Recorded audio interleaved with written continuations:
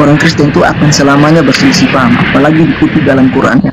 Nah sekarang saya tanya, lalu bagaimana kalian yang Muslim yang ya saya nggak tahu kalian apa, tapi dengan Syiah saja kalian berbeda, justru berselisih paham.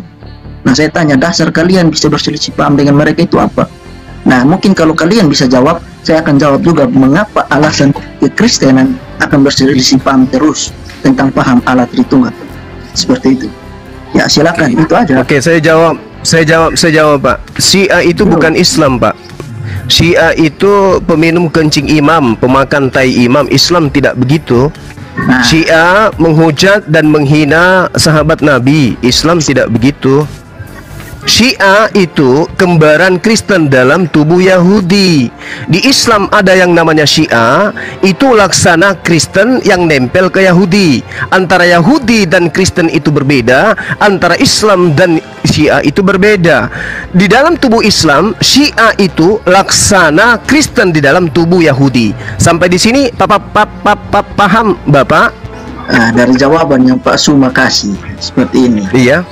Iya. Saya masih belum bisa menerima karena begini. Oh, nggak perlu Bapak terima, nggak mungkin. Nah, sekarang giliran saya bertanya kepada Bapak. Boleh nggak? Saya kan masih bilang, saya kan masih mau bertanya. Sabar dulu, nanti akan selesai juga, akan ada waktu Pak Suma bertanya. Lalu bagaimana orang Syiah sendiri, mereka justru mengaku bahwa mereka adalah Muslim. Ya, sama Nah, Kristen itu juga mengaku mereka baca. juga adalah Israel rohani. Sama, Pak.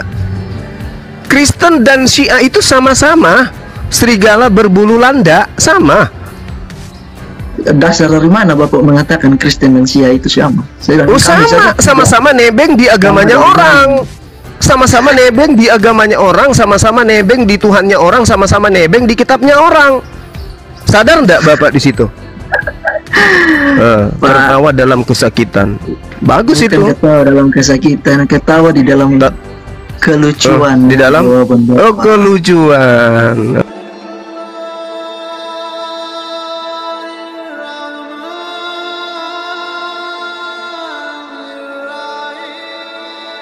Yesus Kristus itu tetap sama.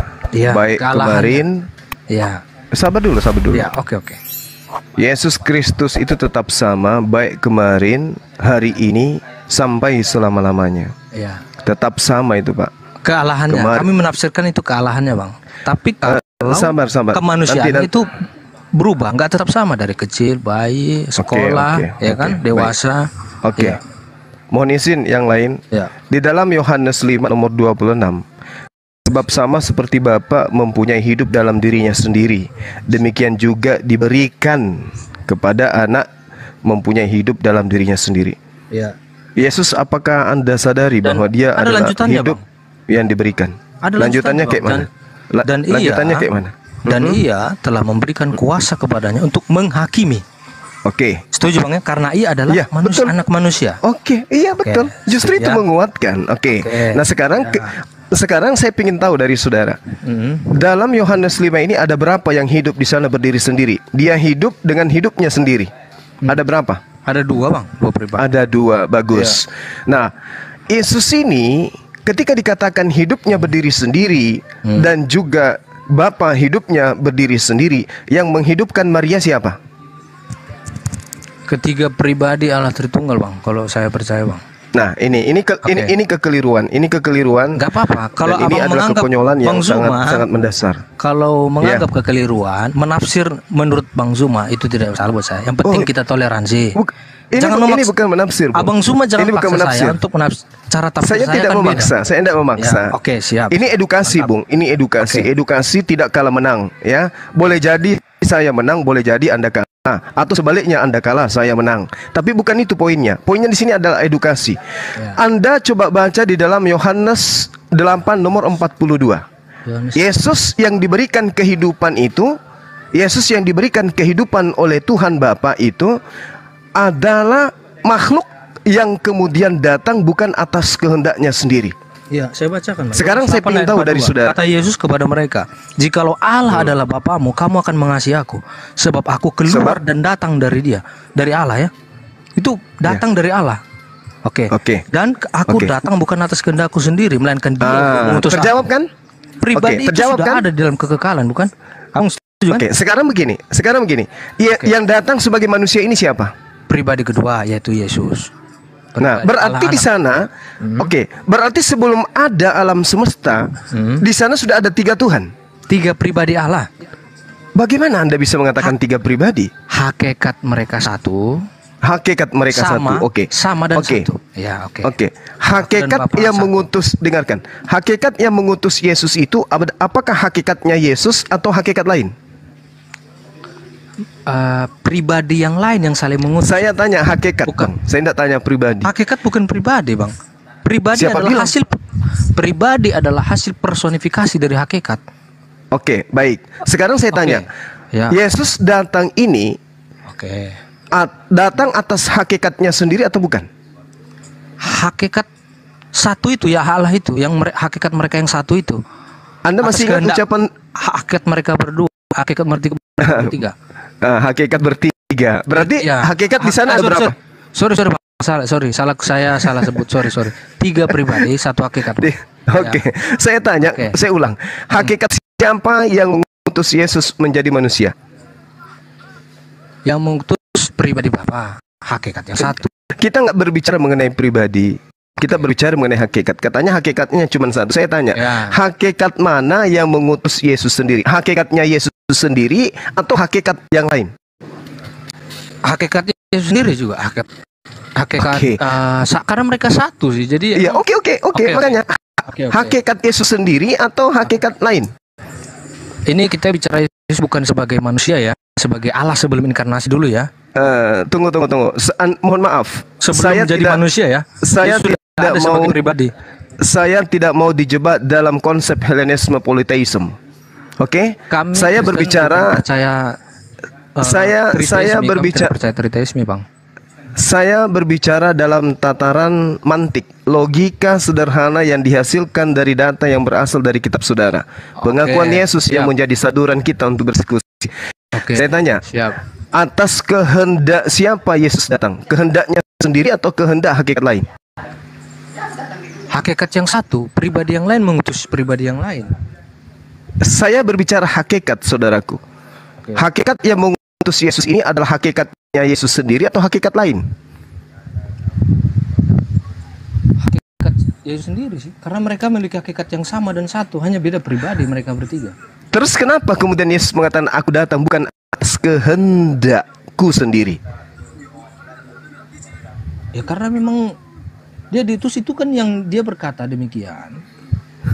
Itu sebagai manusia. Oke. Oke. Yang berkehendak ini hakikat atau pribadi?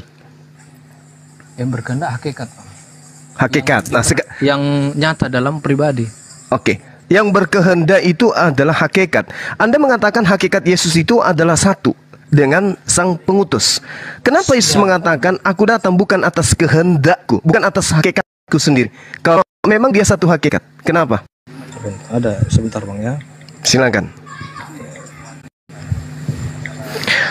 Saya tidak ingin kemudian di hadapan orang banyak Al-Quran ini semakin cemerlang. Yukhadi'una Allah walladina amanu wa ma yakhda'una illa anfusahum wa ma yash'urun. Mereka menipu Allah dan orang-orang beriman, padahal mereka hanya menipu diri mereka sendiri. Saya tidak ingin orang-orang banyak menyaksikan kebenaran Al-Quran. Maka Anda harus maka kewajiban Anda harus membuktikan Yesus satu hakikat dengan pengutus. Silakan.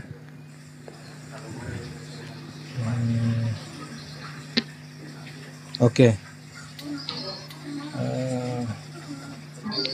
Oke, ini saya bacakan Bang ya di Yohanes pasal 5 ini lanjutannya ini.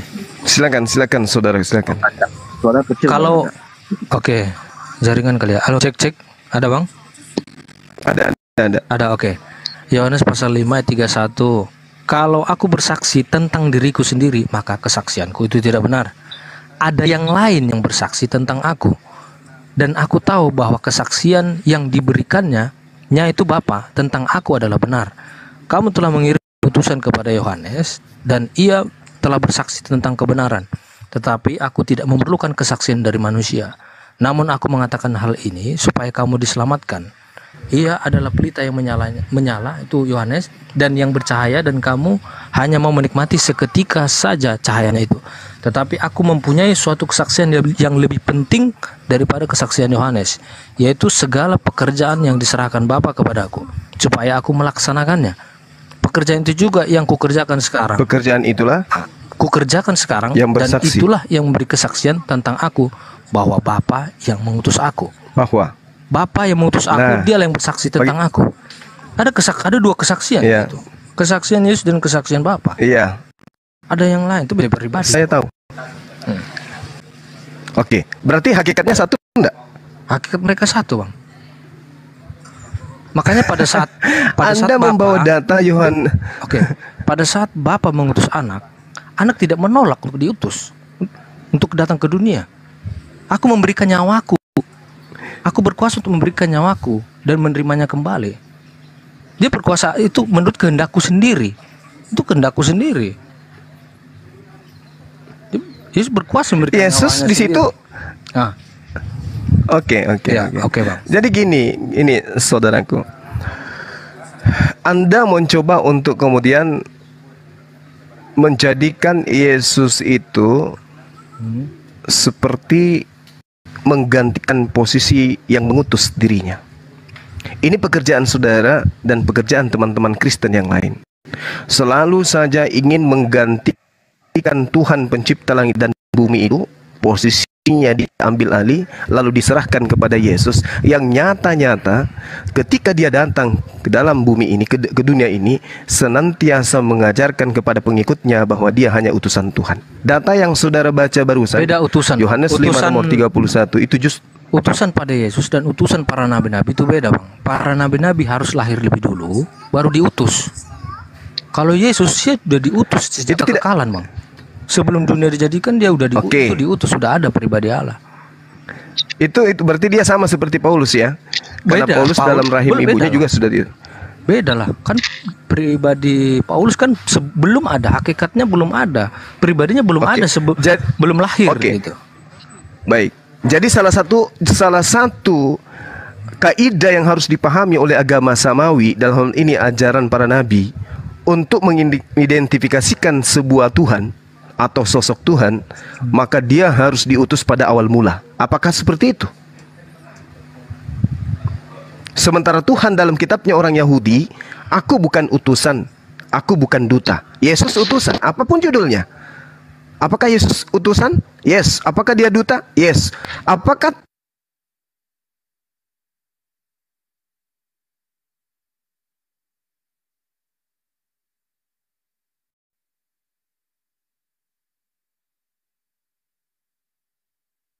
sendiri tapi mereka tidak sadar? Tapi kembali lagi, Bang, ya. Kita pernah diskusi nih, Abang mungkin lupa apa masih ingat. Jangan samakan, jangan satuin Alkitab dan Al-Quran, dan jangan pakai cara Abang menafsir Alkitab dengan cara Abang menafsir Al-Quran. Oke, baik. Bang, ya? Setuju ya? Oke. Itu dua kitab yang berbeda. Oke. Setuju. Tapi satu hal yang mesti Anda sadari. Ya. Di kelas Anda itu sebagai seorang Kristen, apalagi berani menjadi seorang apologet, Anda juga harus jujur mengakui bahwa kitabnya Yahudi dan kitab saudara itu berbeda. Kristen tampil sebagai sebuah komunitas yang kemudian mengambil kitabnya orang Yahudi yang jaraknya ribuan tahun, ratusan tahun bahkan sampai ribuan tahun, kemudian mengambil secara tanpa legitimasi dari Yahudi, diambil, dicocok-cocokkan, lalu kemudian dikatakan perjanjian lama untuk demi mengatakan kitabnya mereka adalah perjanjian baru. Sadar tidak Anda sampai di situ? Karena Yesus sendiri mengatakan perjanjian baru oleh darahku yang ditumpahkan bagi kamu, bagi kalangan Yahudi. Oke. Itu Yesus yang mengatakan. Makanya ini kita Kristen berbicara Kristen itu definisinya pengikut Kristus. Oke. Ya. Ini kita berbicara mengenai formalitas satu pengajaran yang mana punya ijazah atau legalitas daripada sumber pengajaran.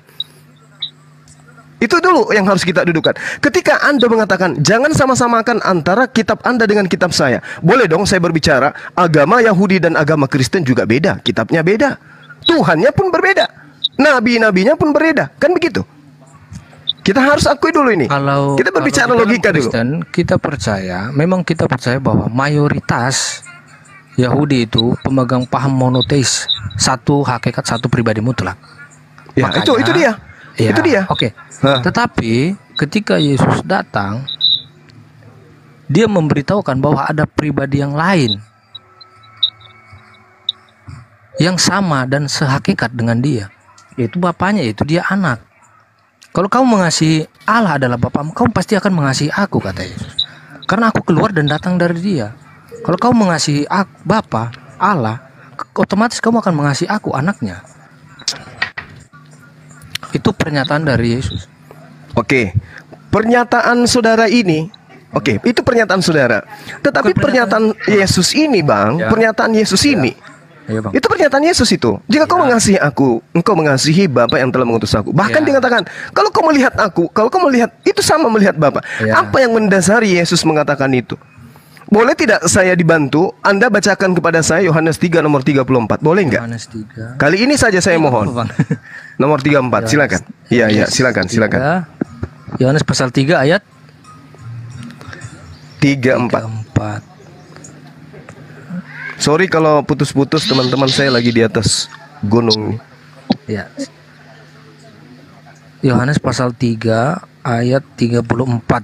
Sebab siapa yang diutus Allah, dialah yang menyampaikan firman Allah, karena Allah mengaruniakan rohnya dengan tidak terbatas. Terus apa yang salah, Bang? Apa yang mau ditanyakan, Bang? Oke.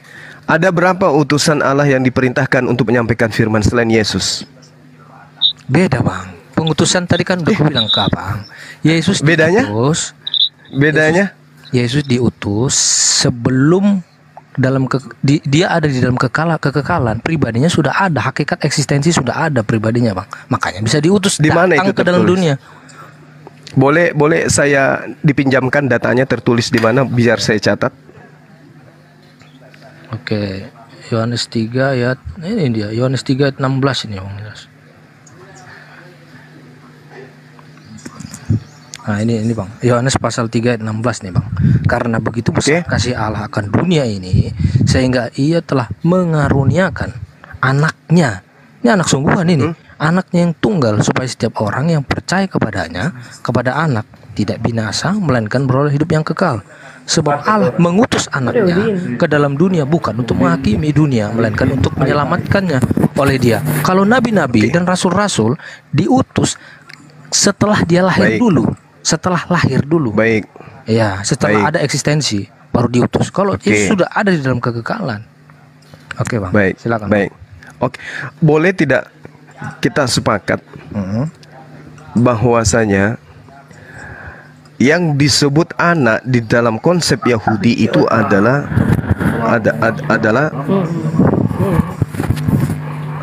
noise. Billy berisik Billy. Oh Billy. Sabar. Saya mau tanya dulu sama dia. Jadi begini, ketika Bapa memberikan anaknya, berarti Yesus jadi tumbal, bro. Gimana? Di Kristen di Kristen Yesus jadi tumbal. Jadi Yesus jadi tumbal. Iya, di Kristen gitu. Yesus itu adalah tumbal untuk dosa-dosa orang Roma dan Yunani. Oke. Dan pengikutnya orang Kristen Indonesia. Yesus bukan Bapa, artinya Yesus jadi tumbal. Setuju nggak? Setuju. Iya, setuju. Suma. Itu Ya, setuju. kamu yang saya tanya, bukan Suma. Saya katakan. Tunggu Suma, sabar. Oke, kamu yang saya tanya, bukan Suma. Bang Suma yang jawab itu. Iya, kamu yang saya tanya. Saya tanya kamu dulu. Ya, okay. Ketika Yesus, Kenapa kamu tanya sesamamu Kristen, Bin? Sabar, Suma. Saya mau tanya, berarti di sini ada ajaran Molok, betul tidak? Lah, Kristen memang ajaran Molok.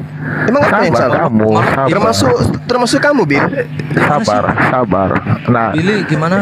Ketika kamu mengatakan bahwa Yesus bukan Bapa, artinya Yesus, Bapa menumbangkan Yesus. Memang Yesus bukan Bapa. Itu beda pribadi itu. Tapi Beda mereka pribadi. satu hakikat, hakikat mereka sama dan makanya. Lucu si Billy nih, Billy. Jadi Molok di situ, bro. Billy, tar dulu ya. Billy, nanti dulu. Ini ganda Hotua tadi udah 2 jam nungguin Bang Zuma. Billy nanti aja ya. Billy belajar aja dulu ya. Sendiri aja lah. Saya dengan Muslim aja lah. Iya, oke. Pegangan Kalau Bill. begini jadi kacau ini. Waalaikumsalam. Kayaknya Penyembah manusia. Billy kayaknya ini ya, oneness kali ya Bang ya. Oneness kayaknya dia. Ya, dia memaksakan anak Maria itu sebagai bapak itu sendiri. Oh, kacau bahkan itu. Logikanya kacau itu. Bagaimana bahkan anak sebagian Iya. sebagian dari mereka itu ada yang mengatakan YHWH itu iblis. Waduh. Kacau. Iya, Itu iya. penafsiran Itu kacau. ajaran dari Tito. Tito itu siapa ya namanya ya, nama aslinya ya? Pendatang Makanya- baru sih. Makanya kalau yang mengajarkan Yesus adalah pribadi Bapa itu udah kacau-kacau tuh, siapa yang mengutus siapa yang mengasihi siapa. Waduh. Udah kacau kalau itu mah. Oke, tadi gimana tadi Bang? Lanjut Bang. Ya, itu Bang dia. Zuma, Jadi Bang Zuma, iya, siap. bentar Bang. Siap. Tadi ada siapa tadi yang bertanya yang kita pernah dialog loh. Abang ingat nggak? Mm-mm. Nggak pernah kita pernah dialog tentang Tritunggal Allah ini juga memang. Pada saat pernah saya berkata kepada Bang Zuma, soalnya ada yang nggak percaya Bang, termasuk host apa ini kayaknya, atau Bang Kian Santang ini, kalau kita tidak pernah berdialog, karena harus ada saksi yang baru bisa dipercaya gitu. Saudara saya saat itu pakai akun mana? Atas nama siapa? Akun yang lain sih memang Bang. Tapi Abang boleh ingat nanti Abang. Abang pasti ingat yang berisik-berisik itu loh, yang kadang kok pelan banget suaranya, kok kayak. Oh iya. Ya ingat Bang ya. Siap. Bang Hos nih udah bisa dengar ya. Udah jelas ada kesaksian dari Bang Zuma kalau saya pernah berdiskusi dengan saudara Bang Zuma ini ya. Iya, siap. Oke. Soalnya yang ada tadi teman saudara yang lain tadi itu yang lagi keluar, dia tidak percaya. Mana buktinya, saksinya nggak ada kan gitu. Biasanya Iya. itu. Nah, jadi karena kesaksian harus dibutuhkan kesaksian, harus pernyataan dari diri saya sendiri itu baru diakui kalau ada saksi. Itu tadi baru langsung saya mengarahkan kepada Yesus. Yesus memang tidak pernah bersaksi tentang dirinya sendiri bahwa dia Allah, tapi dia menyatakan anak Allah. Cuman karena ada banyak saksi, yaitu murid-murid ada banyak saksi. Apakah itu tidak bisa dipercaya dari para saksi-saksi itu? Itu yang saya katakan kepada saudara. Assalamualaikum. Itu tadi sih. Waalaikumsalam warahmatullahi wabarakatuh. Oke, Bang Zuma. Salam kusentil juga Waalaikumsalam. mulutnya ini. Salam kusentil bibirnya nih. Ya, terus Bang, saudaraku Oke, Ganda, lanjut silakan. Bang Zuma. Iya, oke. Ini pentingnya toleransi ini kita ini. Bagus nih diskusi kan. Izin sebentar ya Bang Ganda. Ya. Hakim Adil Protestan apa Katolik? Hakim Adil. Haleluya. Oh. Oh, oke lanjut. Haleluya belum menjawab pertanyaannya Bang Hos nih. Protestan apa Katolik? Apa Oh, dia Pentakosta, kan? muridnya si Banyak Billy nih, aliran. muridnya si Billy dia. Muridnya si Billy, biarkan dia. Ini alirannya dari mana Bang Adil? Takutnya kan Billy, beda aliran. alirannya yang tadi. Bang Abang Wanes Haleluya, kah? ujung-ujungnya nanti Satu juga ngujat ya. bukan Ujung-ujungnya maksudnya ngujat ya. satu hakikat satu pribadi atau tiga pribadi satu hakikat, karena beda kan. Oneness itu percaya satu pribadi satu hakikat. Jadi Bapa mengutus dirinya sendiri katanya. Itu yang mati di kayu salib juga katanya Bapa itu kan. Nah itu udah kacau-kacau itu. Biar jelas gitu loh kepada saudara yang Kristen nih. Mana Bang Hakim? Aliran dari mana kah? Marsionisme lagi kayak Tito. Aliran sesat dia mah. Gurunda. Tito sama ini beda loh. Tito sama Billy itu beda. Mereka juga berantem. Oh ya? Berantem juga karena kalau Tito itu Marsion dia. Yesus itu Tuhan yang benar-benar tidak ada hubungannya sama perjanjian lama. Tuhan yang baru. Kalau yang perjanjian lama itu Tuhan yang jahat ini tuh gitu. Konsepnya Tito gitu. Dan itu ada banyak kirain Tito doang. Kemarin aku sempat ngobrol, udah dikontenin. Lanjut. Iya. Ya, Bang Adil kayaknya nggak menjawab, ya sudahlah, nggak masalah. Nggak usah. Nggak apa-apa Bang, mungkin dia tekanan batin kali, ada Bang Zuma. Udah, ada Bang Kores juga dan lain-lain. Biarin lanjut. Oh, nanya ke aku ya? Nanya Buset. ke aku? Bukan, nanya ke ini Ambrosi. Buset deh. Nanya lau Nobita. lah. Aku Trinitarian dong. Trinitarian, ya Oke. sudah. Oke, pegangan. Lanjut. Burunda, Tafadol. Iya. Jadi satu kaidah yang menguatkan Islam di sini adalah Al-Qur'anul Karim ya, yang menjelaskan kemudian bahwasanya orang-orang yang mengaku dirinya sebagai pengikut Yesus itu, Al-Quran menjelaskan dalam surah Al-Ma'idah mereka berselisih paham tentang Yesus sampai hari kiamat. Nah ini 1400 tahun silam dinyatakan oleh Al-Quran dan sampai hari ini terbukti keberadaannya, gitu ya teman-teman. Jadi wajar kalau kalian berselisih. Kembali kepada tema kita, bagaimana kemudian tentang Yesus ini yang tadinya dianggap sebagai tiga pribadi satu hakikat, kan gitu ya. Sedangkan kalau kita melihat di dalam kitab saudara sendiri, Yesus sampai kapanpun ketaatannya itu taat kepada Tuhan, kepada yang mengutusnya, dan tidak pernah kemudian Yesus itu berusaha mengambil alih posisi daripada yang mengutus dirinya. Tetapi kemudian ada satu hal yang menarik di dalam Lukas 21 nomor 1 ya, nomor 8 sorry. Di situ dikatakan, waspadalah kepada penyesat yang datang dengan memakai namaku dan mengatakan akulah Tuhan. Janganlah kamu mengikuti mereka. Ada penyesat yang datang mengajarkan Yesus itu adalah Tuhan. Nah ini kata Likong. Ini yang saya ingin katakan kepada saudara bahwa satu-satunya ajaran yang muncul setelah Yesus terangkat ke langit yang mengajarkan Yesus itu adalah Tuhan itu hanya Kristen. Apakah ini kategori anti Yesus atau penyesat yang dimaksud Yesus di dalam Lukas 12:1 ini adalah Kristen yang didirikan kemudian oleh orang-orang Farisi, di antaranya Paulus, itu sudah tergenapi atau masih menunggu orang yang agama lain yang akan mengajarkan Yesus itu adalah Tuhan? Silakan, Bang.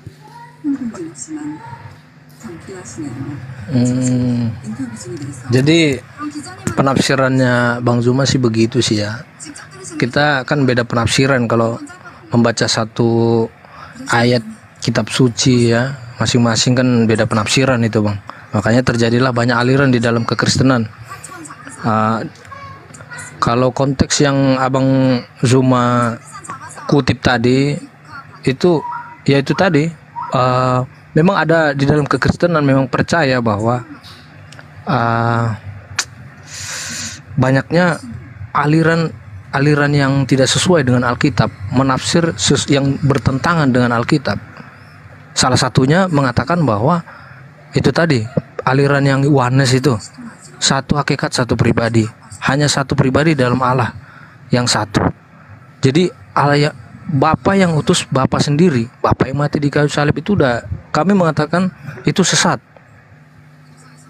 Itu udah pengajaran sesat itu kalau kami menafsirkan, karena bertentangan dengan Alkitab ayat-ayat yang lain gitu. Karena Alkitab dari perjanjian lama dan perjanjian baru dibangun harus ditafsir secara bersama-samaan. Tidak boleh mengutip satu ayat satu kelompok ini dan satu kelompok ayat ini. Karena salah satu contohnya ada orang Kristen mengatakan sesama hamba Tuhan tidak boleh menghakimi karena ada tertulis di Alkitab, jangan menghakimi. Tidak boleh menghakimi. Jangan baca hanya satu teks ayat saja, karena ada ayat lain mengatakan janganlah menghakimi dengan apa yang nampak, tetapi hakimilah dengan adil. Harus berdasarkan Alkitab, menghakimi orang lain maupun menghakimi diri sendiri. Itu harus ada dasarnya. Jadi kalau mengutip satu ayat dan diambil menafsirkan satu ayat dan menghasilkan pengajaran, itu namanya ayatiyah bukan alkitabiah. Kalau saya mengatakan seperti saudara yang oneness itu, dia yang dia kutip itu ayat-ayat mengatakan bahwa Allah itu hanya satu hakikat satu pribadi. Ada banyak memang ayatnya, tetapi dia mengabaikan begitu banyak juga ayat-ayat mengatakan bahwa ada kejamakan dalam diri Allah. Dan ada banyak kontradiksi di dalam Alkitab ketika Yesus berdoa, Bapa, jikalau boleh lalu cawan ini. Dia berdoa pada siapa kalau Yesus itu adalah Bapa? Itu kan logika yang sudah kacau balau itu. Pada saat di kayu salib, Allahku, Allahku, mengapa engkau meninggalkan aku? Itu berbicara pada siapa? Itu logika yang kacau kalau dia adalah Allah Bapa itu sendiri. Nah, jadi ini kembali lagi pada penafsiran ketika banyak orang Kristen yang menafsir yang tidak berdasarkan Alkitab, yang bertentangan satu dengan yang lain. Jadi harus harmonis. Makanya keluar doktrin Allah Tritunggal itu karena mengambil grup yang satu dan grup yang satu banyak mengatakan ayat Alkitab bahwa Allah itu satu, tetapi tidak mutlak. Ada banyak juga ayat mengatakan di Alkitab kelompok kedua itu ada kejamakan di dalam diri Allah.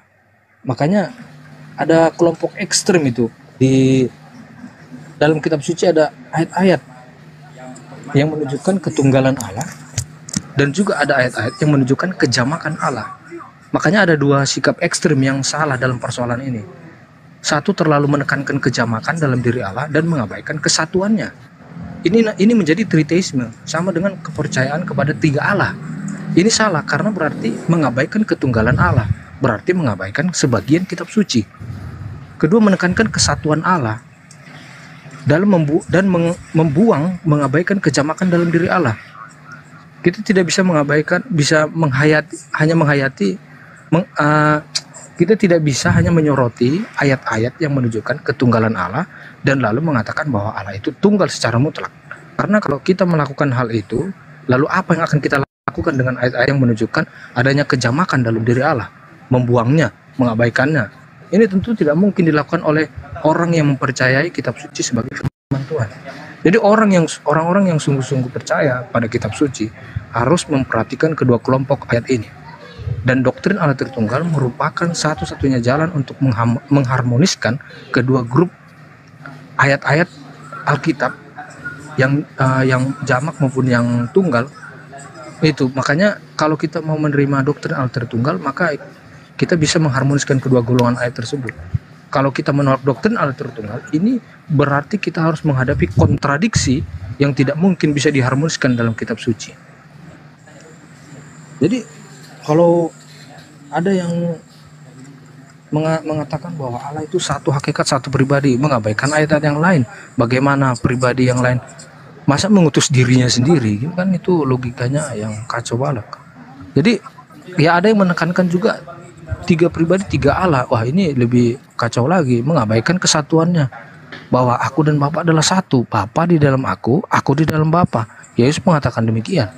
Mereka memiliki hakikat yang sama dan satu, meskipun mereka ada perbedaan kehendak, tetapi mereka tidak memiliki namanya kehendak yang berbeda, yang bertentangan. Pasti yang satu A, yang satu juga pastinya menyetujui, karena mereka satu kehendak. Jangan panjang-panjang Pak Ganda, ini bukan gereja ya, ini kan saya kasih tahu pemahaman dan imannya di dalam kekristenan. Kan saudara-saudara yang muslim kan, ternyata begini. Lanjut Bang ternyata begini gitu loh maksudku. Oke, saudaraku Ganda ya. Jadi kehebatan dan keunggulan kita yang hidup saat sekarang ini ya, apapun agama kita itu, di samping kita itu diciptakan sempurna, kita diperlengkapi dengan zaman modern yang banyak alat-alat canggih, kemudian di mana kita sebutkan era kita ini adalah era digital, di mana akal kita ini kemudian dipertemukan dengan berbagai macam kesempatan dan alat untuk mengetahui aspek kebenaran absolut seperti apa. Jadi sejatinya ketika kita beriman, maka iman kita itu terpolah dengan memberikan ruang kepada diri kita ini untuk kita asah ya, supaya kita berpengetahuan. Jadi beriman dan berpengetahuan, bukan hanya sekedar beriman, bukan hanya telan doktrin, tetapi iman yang kita pegang itu harus kemudian diselimuti oleh ilmu pengetahuan. Atau ilmu yang kita pegang ini harus benar-benar kita imani. Dua hal yang tidak bisa terpisahkan. Ya, lalu saya lanjut. Ya, Bang. Oke. Nah, di dalam Al-Qur'an yang menariknya adalah ketika Allah mengatakan bismillahirrahmanirrahim, wa minal ladina qalu inna nasara akhasna mitsaqahum fanasu fa'aghrayna bainahumul adawa wal ba'da ila yaumil qiyamah wa sawfa yunabbi'uhumullah bima kanu yasnaun. Nah, ini yang menarik itu di situ. Artinya, Bang, di antara orang-orang yang mengatakan kami ini, saya bacakan. Di antara orang-orang yang mengatakan kami ini adalah orang Nasara, kami telah mengambil perjanjian mereka, tetapi mereka sengaja melupakan sebagian pesan yang telah diperingatkan kepada mereka. Maka kami timbulkan permusuhan dan kebencian di antara mereka hingga hari kiamat. Yang tulis siapa? Dan kelak Gimana? Yang tulis ayat yang tadi ya barusan Abang Bang Zuma baca, yang tulis siapa, Bang? Sahabat Rasul Muhammad sallallahu alaihi wasallam setelah mereka menerima wahyu. Setelah mereka menerima wahyu yang diterima oleh baginda Rasulullah Muhammad SAW kepada mereka. Jadi Rasulullah menerima wahyu dari langit. Wahyu ini disampaikan kemudian kepada para sahabatnya. Sahabatnya menghafalkan, sahabatnya kemudian menuliskan. Dua metode penyampaian Quran ini, hafalan dan tulisan, itu sampai kepada kami hari ini. 1400 tahun silam itu diberitakan bahwa orang-orang yang mengaku sebagai Nasrani atau Nasara itu diantara mereka berselisih paham tentang Yesus sampai hari kiamat. Dan itu dibuktikan hari ini. Berarti sahabat Bang Zuma bilang kan itu sahabat yang tulis ya. Sahabat dari siapa tadi, Bang? Baginda Rasulullah Muhammad sallallahu alaihi wasallam. Dari Nabi Muhammad. Berarti itu Abang percaya itu benar berarti, Bang, ya? Abang percaya. Kalau manusia biasa yang mengarang ini 1400 tahun silam, tidak mungkin hari ini bisa benar. Dan Anda sendiri sadari kan bahwa tadi ada Billy yang mengatakan satu Tuhan, Yesus itu Tuhan, Yesus mengutus dirinya, Bapa mengutus dirinya sendiri, bukan tiga pribadi. Muncul Anda dengan pemahaman sendiri, muncul lagi saudari kita Hakim yang juga beda juga pandangan. Al-Quran berarti benar dong. Kalau ini karangan manusia mustahil. Ini pasti wahyu ini yang mengatakan ini. Ini pasti wahyu. Nah, kemudian ini dia lahir di tahun berapa dia, Bang? Kira-kira. Ini abad ke-7, pewahyuannya abad ke-7 yang datang kepada baginda Rasulullah Muhammad sallallahu alaihi wasallam. Sebelum dia lahir, Bang, itu sudah ada perdebatan, Bang. Gimana? Harusnya kalau memang itu nubuatan maupun wahyu, harusnya sebelum ada Alkitab maupun sebelum Yesus lahir, harusnya itu supaya semakin yakin bisa dipercaya, harusnya kan sebelum Yesus lahir dong. Sebelum ada pertentangan. Kalau saya kan sudah terjadi pertentangan sebelumnya, Bang, baru dia tulis kan. Ya, bagus pernyataan saudara bagus. Kenapa? Karena Rasulullah datang abad ke-7. Tapi yang menarik bagi orang yang berakal, adanya pengakuan di dalam ayat suci Al-Quran yang mengatakan ila yaumil qiyamah, sampai hari kiamat. Kalau ini tidak benar, harusnya cuma setahun, 2 tahun, 3 tahun, 100 tahun, 200 tahun. Pertentangan itu sudah selesai. Kenapa? Kristen, Katolik, Advent dan seterusnya adalah orang-orang hebat. Tapi perselisihan itu sampai hari ini sudah 2000 tahun masih berselisih. Berarti indikasi kebenaran ila yaumil qiyamah itu tidak bisa dibantah karena hari ini masih begitu. Masalahnya, Bang, maksudku sudah terjadi perbedaan tafsir sebelum Muhammad ada, Bang. Setuju, Bang? Iya, setuju, betul. Setuju ya? Betul. Sebelum dikatakan demikian, itu sudah ada memang sampai hari kiamat, memang udah akan ada pertentangan. Di mana tertulis? Di mana tertulis? Sementara Anda tadi menuliskan datanya, menjelaskan bahwasanya orang-orang yang dikasihi Tuhan itu adalah mereka satu. Tapi faktanya bertentangan. Sampai hari kiamat malah dikatakan ini. Sudah 2000 tahun loh. Ini artinya ada aja ini yang masa dibilang ganda itu putus kabel dari mulut ke otak, itu gimana logikanya? Maksudnya gimana? Ada yang komen ini, ganda itu putus kabel dari mulut ke otak. Jangan fokus ke yang komen dong. Di atas saja diskusi. Iya, terus kemudian terbaca terus kemudian saudara, yang perlu dipahami di sini adalah tentang perjalanan kenabian baginda Rasulullah Muhammad SAW. Beliau tidak pernah melakukan penelitian terhadap kitab-kitab sebelumnya, tidak pernah kemudian melihat fenomena antar Kristen, tidak pernah kemudian mempelajari tentang Bible, kitabnya orang Katolik dan seterusnya. Tapi beliau seketika mendapatkan informasi dari langit, seketika itu juga disampaikan. Harusnya sebelum ayat ini kemudian ada, harusnya orang-orang Kristen itu internalnya sudah damai. Atau setelah ada ayat suci Al-Quran ini, terjemahannya oleh siapapun, harusnya tokoh-tokoh Kristen itu melakukan pendamaian seketika supaya Al-Quran ini salah. Tapi perselisihan itu sejak Al-Quran 1400 tahun silam masih ada sampai sekarang. Tidak ada sedikit pun indikasi perdamaian, nggak ada. kalau bukan wahyu dari langit, ini lalu apa? Siapa yang mengajari beliau? Beliau tidak melakukan penelitian dan beliau pun tidak pernah tidak bisa merekayasa bahwa ini akan terjadi untuk selama-lamanya. Tapi ternyata sudah 1400 tahun. Itu betul adanya. Bahkan kalau dihitung dari Protestan dengan Katolik, itu sudah 2000 tahun kurang lebih. Masih ragu tentang Al-Quran. Rasulullah Muhammad SAW seorang diri dia.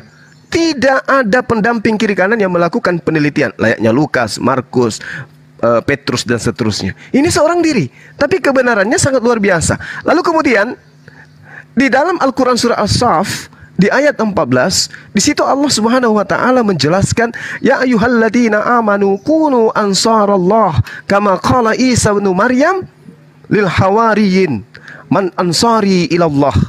Jadi di situ jelas bahwasanya Nabi Isa alaihissalam yang datang kepada Bani Israel, terdapat padanya penolong-penolong, yaitu Bani Israel yang kami sebut kaum Nasara atau orang-orang Hawariyun yang membantu dirinya. Ada juga yang menolak dirinya. Maka kemudian orang-orang yang menolong daripada ajaran yang dibawa oleh Nabi Isa alaihissalam kepada Bani Israel, itulah yang disebut sebagai orang yang menolong agama Allah. Tapi setelahnya ada kelompok-kelompok orang yang kemudian mengambil ajaran ini dan mengajarkan tidak sesuai dengan pokok ajaran yang utama. Kalau kayak gini, kayak saya makanya halo? Ya. Halo? Ya. Iya, gimana? Kalau dari keterangan Bang Zuma, perlu juga sih saya mempelajari sejarahnya ya, bagaimana ya, ditulis dalam konteks apa dan tujuannya apa, itu perlu juga. Sama seperti di Alkitab juga kan sejarahnya kan begini gitu kan.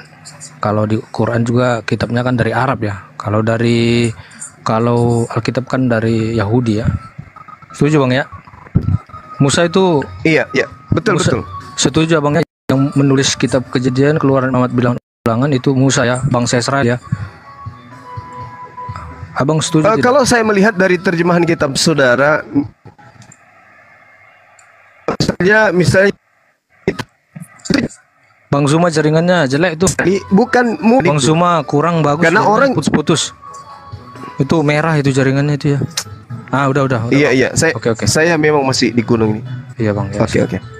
Iya. Jadi kalau saudara kemudian mengatakan apakah kitab yang dipegang oleh teman-teman Kristen itu adalah kitab yang datang kepada Nabi Musa, atau kitab yang datang kepada Nabi Daud, atau kitab yang datang kepada Nabi Isa alaihissalam, saya katakan bukan, Bung, bukan. Karena Al-Quran mengatakan seperti yang saya terangkan tadi pagi, bahwasanya kedatangan baginda Rasulullah Muhammad SAW itu adalah untuk menjelaskan kitab yang disembunyikan oleh para ahli kitab. Itu yang kami pahami, dan itu memang datanya di dalam Al-Quran jelas. Iya ya. Kalau konsep penebusan di situ gimana Bang? Kalau konsep boleh penebusannya? ditanggapi sebentar saya. Oh iya. Tadi kan katanya Bang Zuma nggak mungkin Baginda mengarang sendiri kan, udah pasti dia dapat ayat turun gedebuk dari langit ya, ayat turun dari Allah langsung kan. Kenapa nggak mungkin? Kan dia ada warakah. Iya. Terus apakah bukan dari warakah itu dia mendapatkan sumbernya? Dan lagi kenapa di Quran disuruh mengimani kitab-kitab sebelumnya? Apakah Baginda tidak tahu? Baginda Muhammad tidak tahu kalau kitab-kitab sebelum, apakah dia tidak mengetahui sama sekali dengan kitab-kitab sebelumnya gitu. Terus diperintahkan ke umatnya, padahal dia sendiri nggak tahu. Disuruh umatnya, ayo imanilah kitab-kitab sebelumnya ya. Saya sendiri nggak pernah baca tuh kitab. Pokoknya kalian imani loh. Imani aja kitabnya, nggak usah lo tahu, lo imani aja dah. Apakah begitu masuk akal, Baginda? Bang Zuma. Oke, baik. Jadi perintah beriman kepada kitab-kitab sebelum Al-Quran itu muatannya adalah perintah mempercayai bahwa Allah Subhanahu wa Ta'ala sebelum mengutus baginda Rasulullah Muhammad SAW sudah pernah mengutus nabi-nabi diperlengkapi dengan kitab suci, di mana kitab suci ini kemudian diserukan di dalam Al-Quran, ya ahlal kitab, lima talbisun al-haqqa bil batil wa taktumul haqqa wa antum ta'lamun. mereka merubah-rubah, mencampur adukkan antara hak dan batil. Setelah kitab itu datang, mereka menjadikan kitab itu terurai. Ya, mereka menjadikan kitab suci yang datang kepada mereka itu sebagai satu lembaran-lembaran yang terpisah-pisah antara satu sama lain. Mereka mencampur adukkan, sehingga dalam surah Al-Baqarah ayat 78 jelas sekali diterangkan di sana bahwa segolongan dari mereka ahli kitab ini buta huruf, tidak mengerti tentang kitab-kitab terdahulu, lalu kemudian mereka menulis sebuah buku dengan tangannya sendiri, lalu mengatakan itu datangnya dari Allah, padahal itu bukan dari Allah, tapi datang dari mereka sendiri. Dan itu bisa kita lihat. Contoh misalnya, kitab saudara, kitab yang Anda pegang sekarang, apakah itu sumbernya adalah Yesus? Bukan.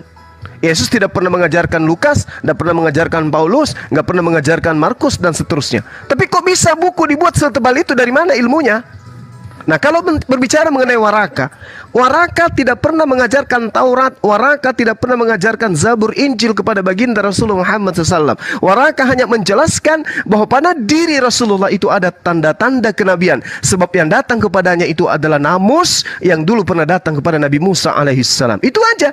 Setelah itu tidak ada pemberitaan. Beliau belajar ke Waraka, habis itu karena Al-Quran ini diwahyukan 22 tahun kurang lebih.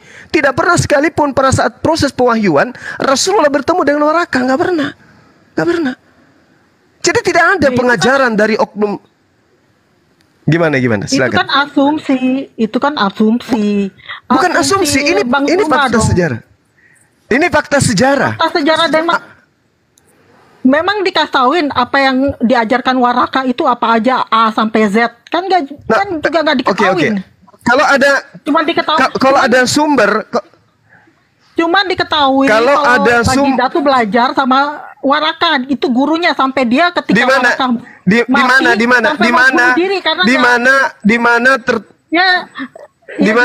mana tertulis Rasulullah belajar kepada Waraka, di mana? Ya di mana tertulis mungkin bisa tunjukkan ke saya, Mbak. Waraka, yang ini diajari Waraka di mana? Di mana tertulis ini sumbernya dari Waraka. Ini nggak dari Waraka, taunya dari mana juga? Nggak diketahui juga kan? Jadi itu di mana Waraka, di mana Rasulullah Muhammad SAW belajar kepada Waraka? Ada sumber yang Anda bisa tunjukkan ke saya? Ya itu kayaknya di hadis, kalau nggak salah di hadis sampai Muhammad mau bunuh diri ketika mau Waraka mati karena dia nggak dapat ilmu lagi. Nggak nyambung. Kan? Al-Quran menyatakan wa ma kunta tatslu min qablihi dan juga asumsi kalau Alkitab situ udah diubah-ubah. Ya sekarang juga ada Alkitab. Mau bukti? Tunggu belum. Buktinya memang Alkitab bisa dirubah-rubah. Buktinya sekarang tuh ada Alkitab. Paham ini. Yang dia ngomong. Sekarang ada Alkitab Sasiova. Memang bisa diubah-ubah, tapi kan yang original teksnya masih tetap ada gitu loh. Ada kitab-kitab original teksnya sudah dimakan kecoa. Krifa juga. Itu di atas kertas, informasi yang muncul belakangan. Memang faktanya begitu, memang ada kitab-kitab. Mana fakta? Jangan berbicara fakta kalau tidak ada datanya, Bu. Ya faktanya memang ada Injil faktanya Injil palsu itu memang ada, kitab-kitab apokrifa apa yang menjadi dasar dan siapa yang bisa menentukan ini palsu ini asli? Ya itu kan dari kesaksian para rasul dan kesaksian boleh Anda tunjukkan boleh Anda tunjukkan di mana Yesus memanggil Lukas? No? Ya, Lukas memang ada di Al-Quran. Enggak, Anda kan mengatakan kesaksian. Ada nggak kesaksian orang Yesus bertemu Lukas? Gini aja deh, yang pasti Al-Quran kalian bersaksi kalau Al-Quran kalian bersaksi bahwa Alkitab itu bisa dipercaya dan diimani. Dan yang anehnya kalian yang kalian yang nggak menjalani apa kata Al-Quran, kalian lebih percaya Al-Quran atau kepada ulama-ulama zaman now? Ibu, Alkitab yang dimaksud itu bukan karangan-karangan orang Yunani. Alkitab yang dimaksud kalian nggak kok pasti kok mendoktrin di sini. Dari Alkitab juga kalian nggak percaya karena kalian nggak mengimani Alkitab. Sedangkan Al-Quran aja kalian nggak percaya. Al-Quran kan menyuruh kalian mengimani Alkitab. Mengimani surah Paulus. Kalian nggak percaya, gimana Alkitab kalian yang mau percaya? Ibu, Alkitab yang mau diimani itu Alkitab yang mana menurut Al-Quran? Ya mana tuh tahu? Kan katanya Alkitab, kan katanya Al-Quran kitab yang terperinci. Inilah liciknya agama Anda ya. Kok kamu ketahuin Allah yang ngaku. Inilah liciknya agama Anda. Ibu, sebentar. Saya lagi di jalan ini. Saya mampir di pinggir jalan. Ibu kalau mau diskusi, ayo diskusi Bu. Tapi jangan jadi kuman ya Bu ya. Ayo diskusi yang baik Bu. Lanjut. Kan Bang Zuma tanya mengenai Markus Lukas aja dulu, itu siapa itu? Bagaimana caranya Yesus mengajarkan Markus Lukas? Di mana ayatnya? Di mana datanya? Gini loh, Markus Lukas itu kan murid-murid Yesus, saksi mata itu. Di mana Lukas, Markus dan Paulus jadi muridnya itu di mana? 200 tahun kemudian baru nulis kitabnya loh, Bukhari. Itu saksi mata langsung. Siapa saksi mata? Jadi Alkitab itu, kitab Injil itu langsung ke nggak ada langsung dari sumbernya, langsung dari Yesus sendiri gitu. Di mana Yesus berkata kepada Lukas? Di mana? Di mana Yesus berkata kepada Lukas? Tertulis di mana itu? Itu aja jawab dulu. Loh, di mana Allah berkata kepada sapi betina dan kalau kayak gitu ya? Oh, penghujat ini diturunkan. Diturunkan penghujat ini. Ini dia nggak bisa diskusi, dia nggak punya otak ini. Diturunkan. Nggak punya otak, turunkan aja Rasid. Oke. Siap. Kita hanya edukasi di sini, Bu. Ya, di sini edukasi bukan Kuman pergi aja ya, Kuman. Tiga ada turun kan? Elah. Maaf Bro, tadi lagi di jalan. Itu penghujat itu, bukan mau diskusi, dia naik. penghujat itu. Iya, makanya aduh. Ini kayak kali ini. Dia turun. Enggak pasti kalau ditanya sama. Ayo yang lain maju silakan. Saya ngopi campur masako dulu, silakan. Enggak gitu juga, Burunda. Selamat siang, Amos Leonardus, Protestan apa Katolik? Rian Bertuba. Ya siapa? Halo. Protestan apa Katolik Pak? Oh, halo. Ya. Ngomong Pak, soalnya saya lagi di jalan. Pak. Bang Tino tuh lagi. Ya, siap. Mengatakan bahwa dia mengutip dari Qur'annya gitu, bahwa orang Kristen akan selamanya berselisih paham satu dengan yang lain. Nah, ini yang mungkin dia tidak paham ya semua ini. Nah, kalau kita melihat saja di dalam konteks Islam, apakah kalian tidak bertentangan dengan Oke, sebentar. Ini mau dipastikan dulu. Halo. Ini yang ngomong ini siapa? Ya, ini Amos. Siapa yang ngomong? Rian. Amos. Halo. Oh, yang ngomong Amos. Oke, ini Rian ini Protestan apa Katolik, Pak? Loh, jangan Muslim. Maaf Pak, Muslim. Rian Muslim. Ya udah, lanjut Pak. Iya Pak. Oke. Pak Amos lanjut Pak. Banyak yang mau naik soalnya. Oke, sip. Nah, saya mau tanya, dasar kalian bisa mengatakan kalian berbeda dengan Islam Kristen itu bagaimana? Iya, Kristen. Makanya saya tanya, karena tadi Suma sempat membahas kalau orang Kristen itu akan selamanya berselisih paham, apalagi dikutip dalam Qurannya. Nah, sekarang saya tanya, lalu bagaimana kalian yang Muslim yang ya saya nggak tahu kalian apa, tapi dengan Syiah saja kalian berbeda, justru berselisih paham. Nah, saya tanya, dasar kalian bisa berselisih paham dengan mereka itu apa?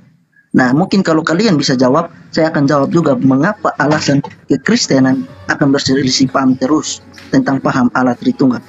Seperti itu. Ya, silakan, itu aja. Oke, saya jawab, Pak. Syiah itu bukan Islam, Pak. Syiah itu bukan Islam. Syiah itu peminum kencing imam, pemakan tai imam. Islam tidak begitu. Syiah menghujat dan menghina sahabat Nabi. Islam tidak begitu. Syiah itu kembaran Kristen dalam tubuh Yahudi. Di Islam ada yang namanya Syiah, itu laksana Kristen yang nempel ke Yahudi. Antara Yahudi dan Kristen itu berbeda, antara Islam dan Syiah itu berbeda. Di dalam tubuh Islam, Syiah itu laksana Kristen di dalam tubuh Yahudi. Sampai di sini paham Bapak? Dari jawaban yang Pak Suma kasih seperti ini. Iya. Saya masih belum bisa menerima karena begini. Oh, nggak perlu Bapak terima, nggak mungkin. Nah, sekarang giliran saya bertanya kepada Bapak. Boleh nggak? Saya kan masih bilang, saya kan masih mau bertanya. Sabar dulu, nanti akan selesai juga, akan ada waktu Pak Suma bertanya. Oke, ya. Nah, jadi begini Pak Suma. Lalu bagaimana orang Syiah sendiri, mereka justru mengaku bahwa mereka adalah Muslim. Ya, sama Kristen juga mengaku mereka juga adalah Israel rohani. Sama, Pak. Kristen dan Syiah itu sama-sama serigala berbulu landak, sama. Dasar dari mana Bapak mengatakan Kristen dan Syiah itu sama? Sama-sama nebeng di agamanya orang.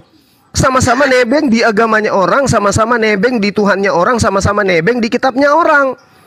Sadar enggak Bapak di situ? Tertawa dalam kesakitan.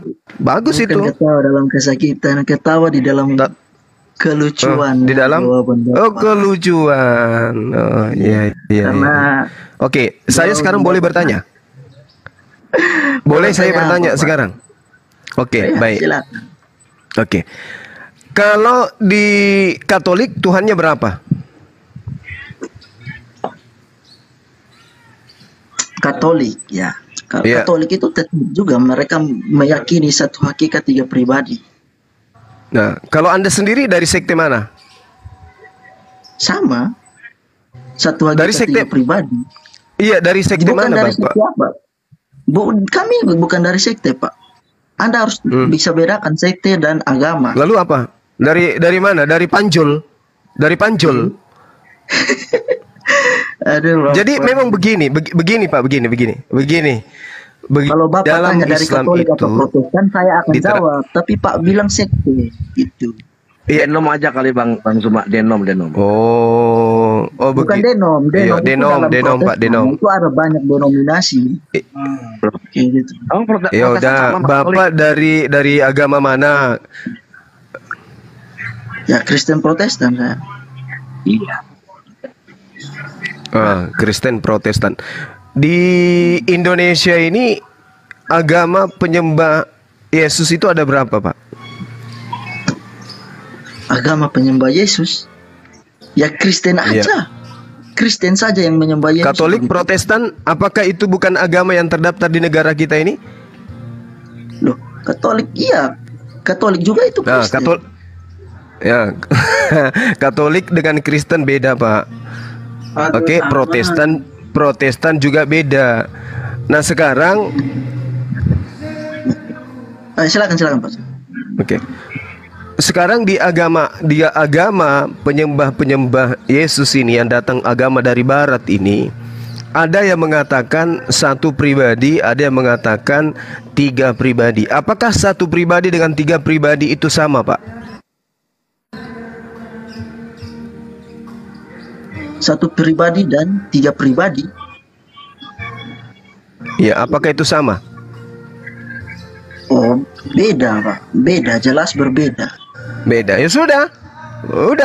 Berarti pertentangan itu tetap ada kan? Karena ada yang mengatakan Tuhannya satu pribadi, ada yang mengatakan Tuhannya tiga pribadi. Nah, oke. Ya, berarti benar Al-Quran kan? Al-Quran benar kan? Sabar. Iya, kan? Saya jawab Pak, saya belum bisa bilang Al-Quran benar begini. Saya jawab ya. Saya tidak perlu pembenaran dari Anda, nggak perlu. Saya ingin menjadikan satu dasar ketika Bapak menjawab, dan saya mau jadikan dasar dalam perbedaan. Bapak membedakan Syiah dan Muslim ini. Karena Syiah Tuhannya satu, Pak. Syiah Tuhannya satu. Islam juga Tuhannya. Islam Tuhannya satu. Dengarkan, Islam Tuhannya satu, Kemudian mereka menabikan Rasulullah, kami juga menabikan Rasulullah, sama. Hanya ada hal yang membedakan kami. Nah, sekarang kalau antar Kristen, Katolik, Protestan dengan Advent, membedakan itu adalah konsep Tuhan, Pak. Ada yang mengatakan satu pribadi, ada yang mengatakan tiga pribadi. Selisih paham mereka ini karena memang mereka tidak menyimak dan mempelajari firman Tuhan dengan baik-baik. Makanya mereka melewatkan salah. Saudara Kristen tadi yang mengatakan yang lain juga Protestan dengan Advent juga mengatakan seperti itu terhadap Anda. Makanya Al-Quran mengatakan kalian akan selalu bertentangan sampai kiamat. Iya, karena kurangnya hikmat itu. Ya, sudah berarti selesai diskusi kita. Silakan yang lain. Asar di sini. Dia sudah iakan. Silakan. Dia sudah iakan. Udah. Selesai diskusi kita, Pak. Silakan. Aduh. Iya, saya tambahi ya persamaan. Silakan. Persamaan Kristen dengan Syiah, saya tambahi ya. Ini host bisa nggak dibesarin akun saya? Nah, kenapa Bang Zuma barusan mengatakan kalau Kristen itu sama dengan Syiah? Apakah ada dalilnya? Banyak. Nih saya kasih tahu ya. Jadi Syiah dan Kristen ini salah satu pecahan dari Yahudi ya, Yahudi yang sembrono. Nah ini ya, ini Anda buka kitab, ini namanya Mukhtasar Tarikhul Madzahib Al-Islamiyah. Iya, dia nggak ngerti lah, Bang. Jadi Tarikhul Madzahib ini sejarah tentang perpecahan umat Islam ya, perbedaan umat Islam. Nah, kenapa Syiah itu disebut berbeda tadi oleh Bang Zuma? Nah, karena begini Mas, nih saya kasih tahu ya. Dan Bang Zuma tadi sudah melontarkan bahwa Syiah ini sama seperti Kristen. Nah, kenapa kok dikatakan sama? Karena begini nih ya.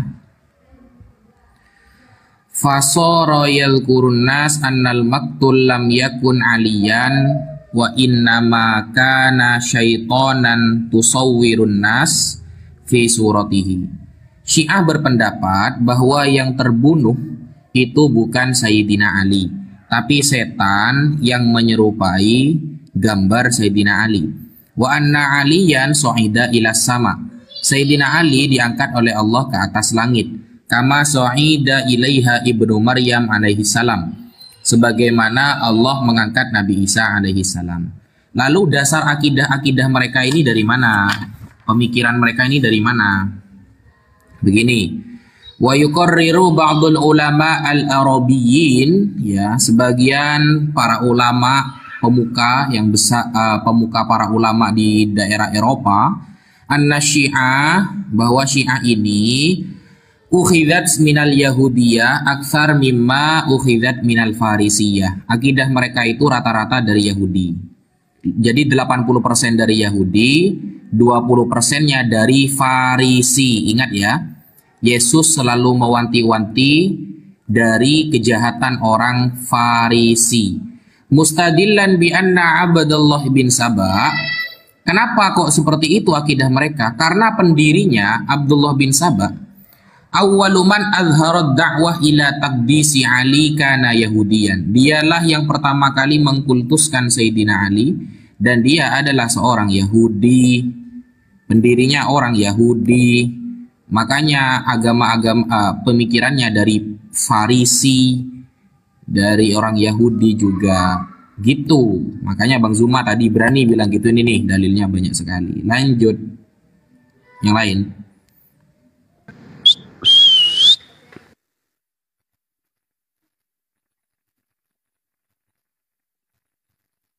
Gedein lagi Bang Zuma, Bes.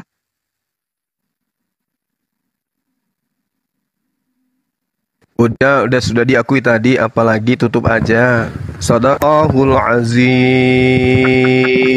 Dia nggak sadar, Gurunda. Dia nggak sadar kalau Ilo, selamat siang Ilo. Selamat sore Ilo.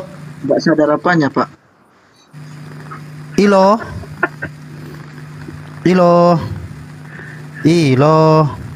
Ilo pegangan. Nah, lanjut. Ya, Oten naik lagi satu ya. Hitung ya. Yang oneness juga ada dalilnya nanti. Dari Syiah itu sama juga. Anna Ali yatajassad. Ya, yatajassad itu ada nanti. Bahwa Sayyidina Ali adalah Tuhan itu sendiri ada nanti. Jadi oneness terhitung kena semua itu. Sama memang dengan Syiah. Gitu Bang. Lanjut Bang. Sebentar ya Bang Sueb ya. Ini biar ada Oten yang ini dikit. Oh bisa gitu Syiah ya?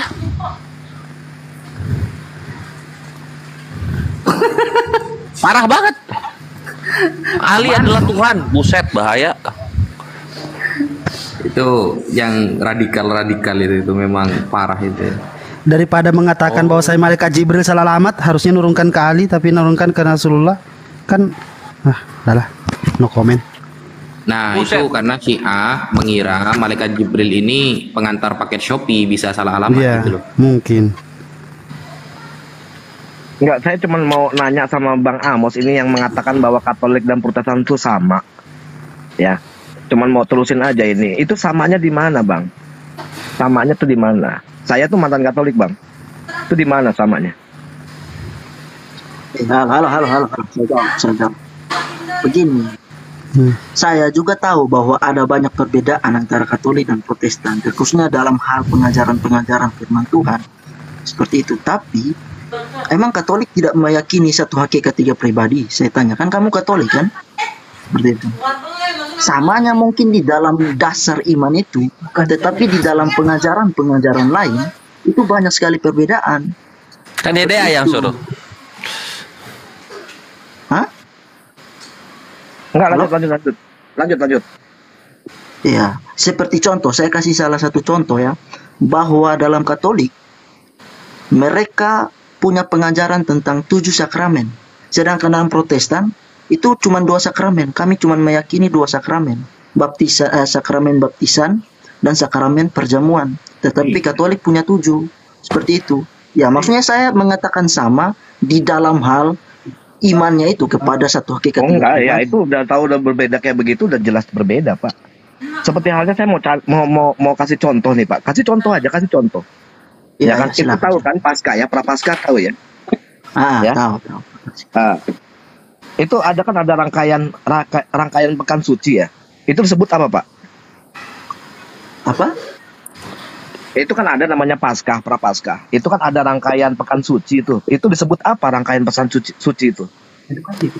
Orang rangkaian pesan suci itu tidak ada di Protestan, di Katolik saja mungkin.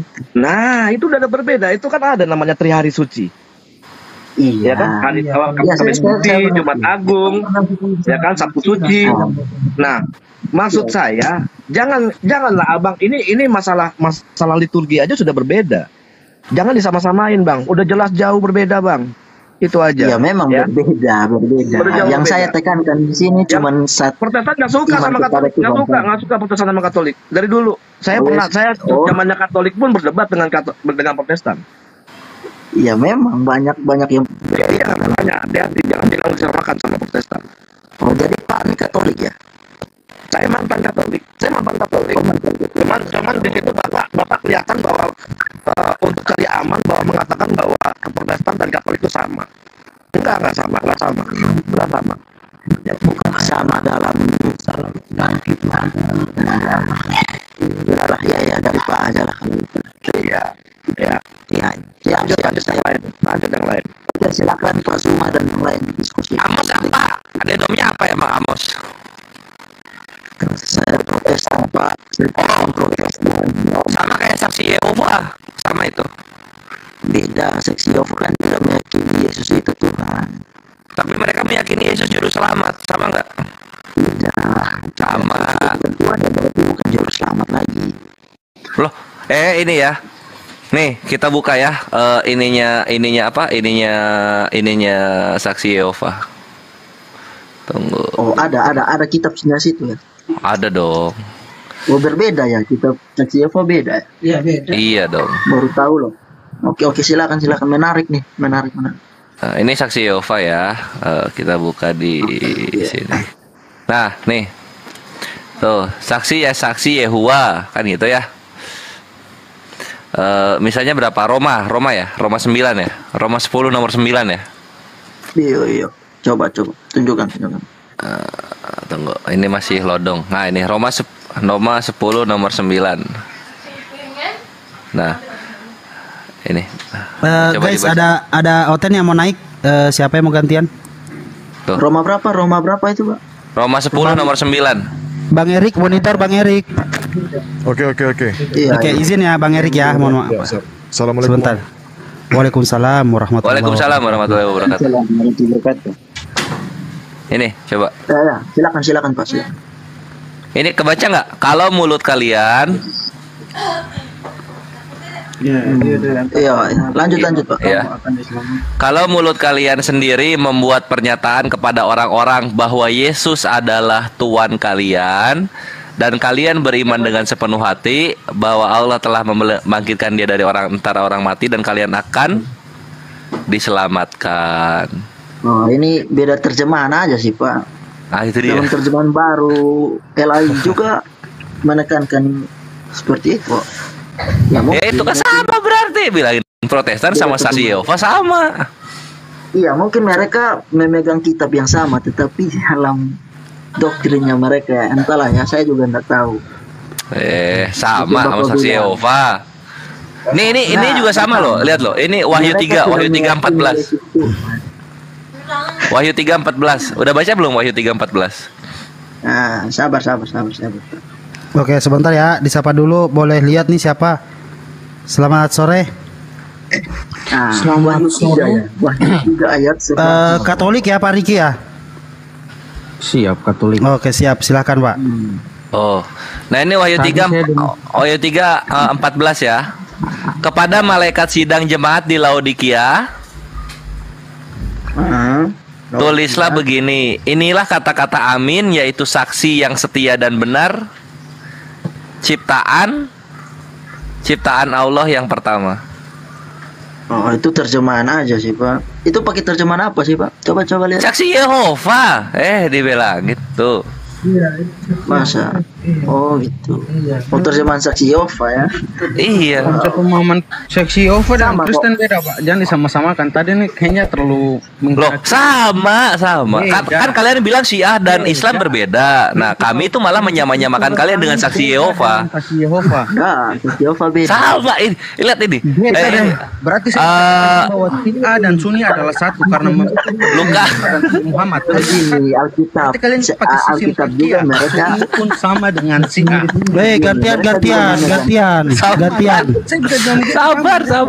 Gantian, sabar. Ini Lukas 2 nomor 11. Lukas 2 nomor 11. Sebab hari ini di kota Daud telah lahir bagi kalian seorang penyelamat. Sama loh. Iya, dia adalah Kristus dan Tuhan. Oh, sama. Nah, itu ingat, itu ada kata Tuhan karena mereka tidak meyakini Yesus itu Tuhan. Lah makanya diperiksa original teksnya. Coba diperiksa original teksnya deh. Coba kita lihat. Buka original teksnya kalau gitu. Udah enggak usah banyak ngomong, original teksnya buka. Coba kita buka ini siapa orang ini. Yang arogan ini? Yang arogan siapa nih? Coba ada yang arogan, biasa aja. Iya, santai aja. Iya, aku tenang, santai. Orang arogan gitu. Tenang aja, Bang Amos. Coba kita lihat dari VOC ya, dari VOC kita lihat Yohanes 13, kita lihat dari VOC. VOC kan pertama kali memperkenalkan Yesus kepada kalian. Kita lihat VOC. Kita lihat ini kuno ini.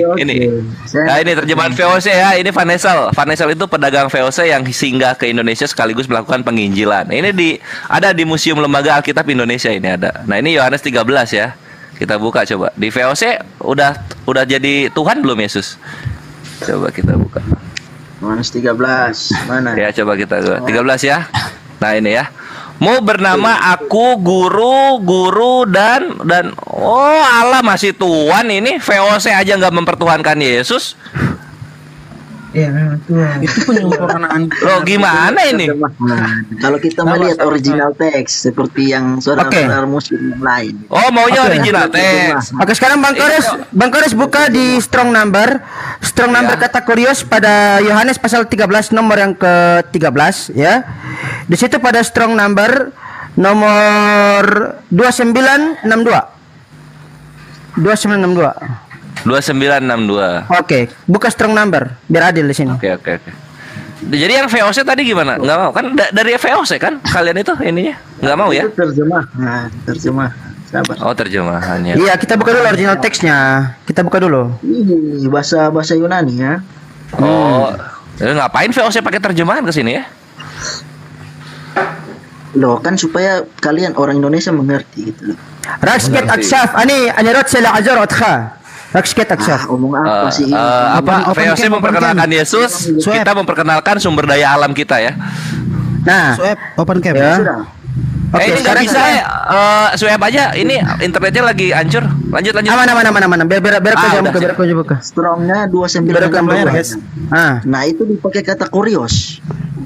Di situ 2962 ya. Pada iya, udah enggak usah kejang-kejang. Tunggu dulu lah. Bukan kejang-kejang, ada yang kejang-kejang dari tadi.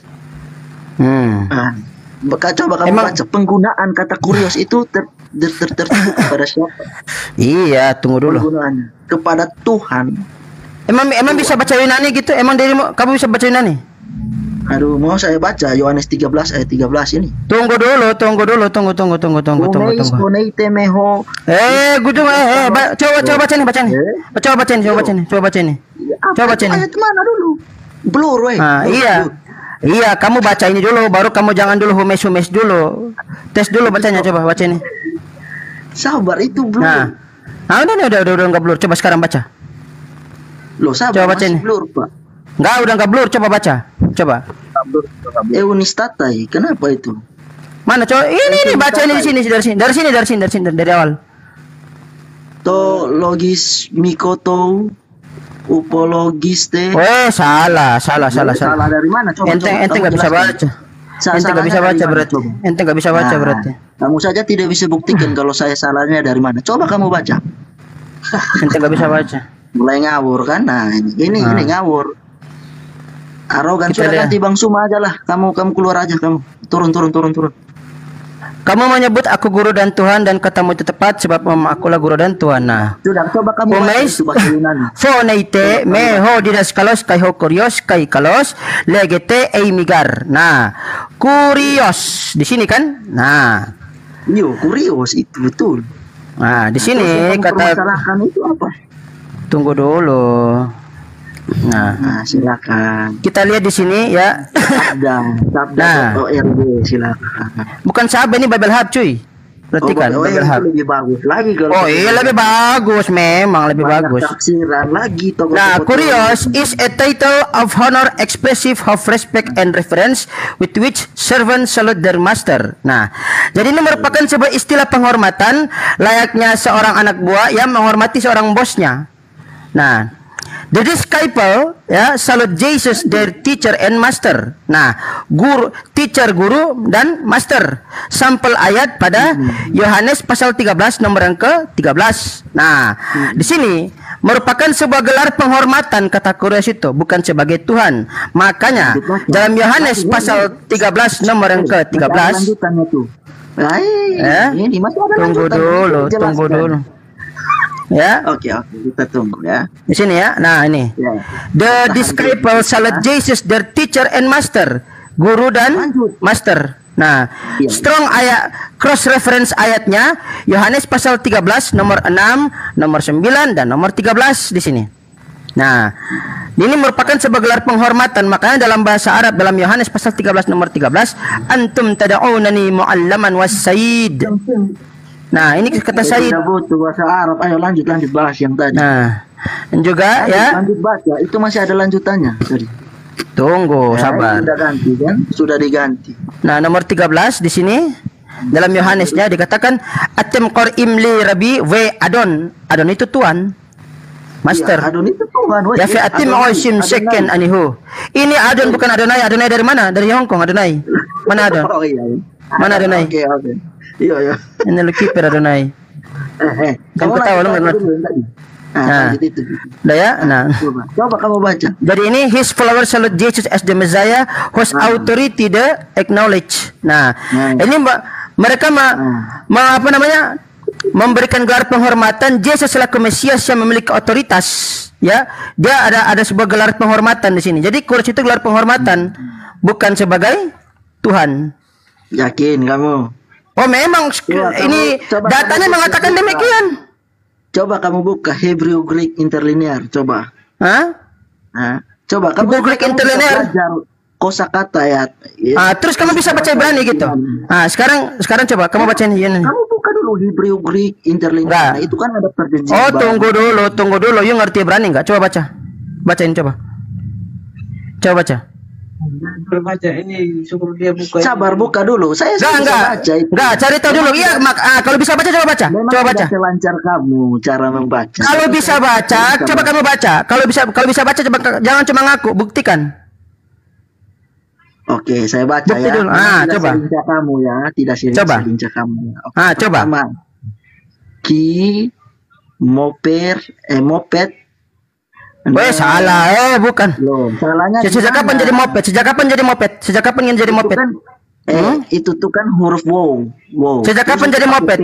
Sejak kapan itu jadi moped? Huruf ini. Sejak kapan itu jadi moped? Sejak kapan jadi moped? Ya? Ada daging nggak di situ? Sejak kapan itu jadi moped? Sejak kapan jadi moped? Coba kamu baca. Itu kan mem. Sejak kapan ini jadi moped? Sejak kapan jadi moped? Jangan mimpi kau. Ini nggak ada dages. Kamu baca dulu. Kalau nggak tahu bahasa jangan ngaku-ngaku ya. Jadi kata kurios di sini merupakan sebuah gelar penghormatan Yesus Christ ya selaku dia Mesias yang memiliki otoritas. Nggak terima dari mana? Babel Hab mengatakan demikian. Babel Hab mengatakan demikian. Buktinya ada. Saya tidak tahu baca. Coba saya bisa baca. Udah, itu bacanya salah kok. Belajar dulu lah. Tidak bisa baca ini berarti.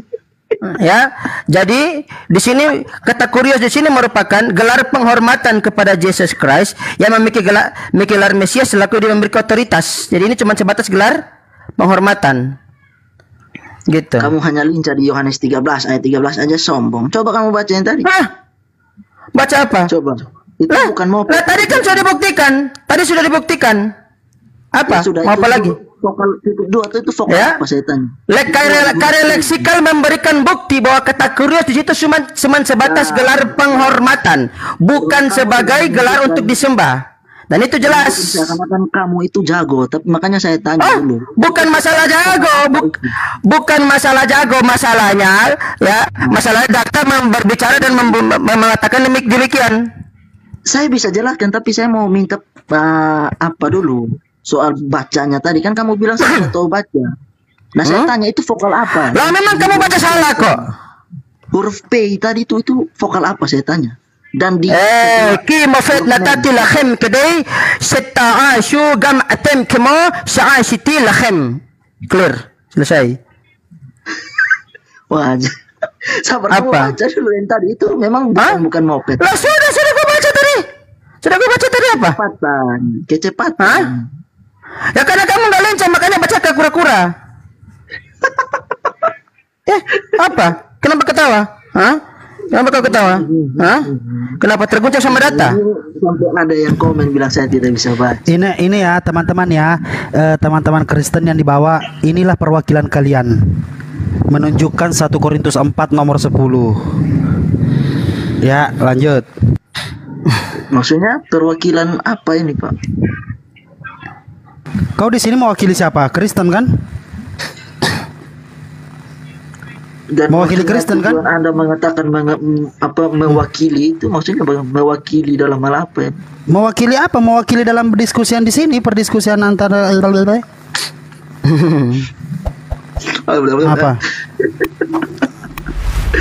Coba bisa nggak kau baca 1 Korintus 4 nomor 10? 1 Korintus 4 nomor 10. Silakan aja. Ya coba kau baca. Coba ikro baca. Sabar. 1 Korintus berapa? Cari sana. kita kurang 4 ayat 10 ya. kurangnya. Oke. Oh, jadi ini yang kamu mau tekankan. Kami bodoh oleh karena Kristus. Oke, udah selesai. Cakep. Dalam Kristus. Kami lemah, Udah, ya udah. tetapi kami kuat. Kamu Udah sadar kan? mulia, tetapi Ya. kami hina. Ini dia. Hanya mengutip satu-satu ayat saja. Ya udah, coba baca satu-satu. Coba baca satu-satu. Kesimpulanmu itu luar biasa. Coba baca lagi. Kan saya sudah mengatakan. Harus. Kekristenan itu tidak Coba baca lagi 1 Korintus 4 nomor 10. Saya jelaskan otakmu biar kamu bisa paham. Coba baca. Orang Kristen tidak pernah mencomot-comot ayat Baca. sembarangan. Tapi kita melihat keseluruhan konteks. Nah, di situ. Konteks ayat, konteks. Kalau kalian terima tidak kalau kami mencomot-comot ayat kalian? Terima aja. Comot aja. Comot aja silakan. Ambil makan tuh ayat. Telan. Iya, kayak kamu kan yang sudah menunjukkannya sendiri gitu. Apa sih? Apa nak? Apa? Apa? Apa-apanya? Mau saya baca ulang? Baca ulang silakan. Kami bodoh oleh karena Kristen. Nah, sampai titik situ. Sudah. Sampai titik situ. Kita mau lanjut lagi. Terus? Tetapi kamu arif dalam Kristus. Nah, kamu itu siapa? Aduh.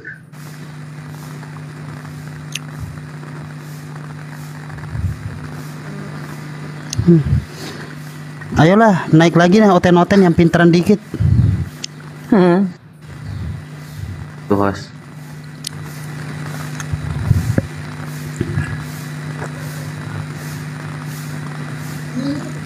Perhatikan konteks ayat, konteks konteks spiritual, terus konteks halo, konteks seluruh kita. Halo. Dia berdua loh. Silakan.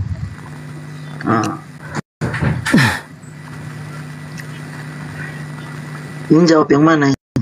Ini nggak ada lagi Kristen nih, yang agak-agak ini dikit. Amos mending lalu daripada turun. Enggak. Amos ciri-ciri yang itu ciri. Mana?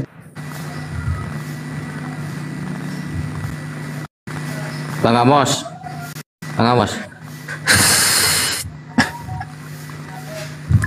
Malah di mute.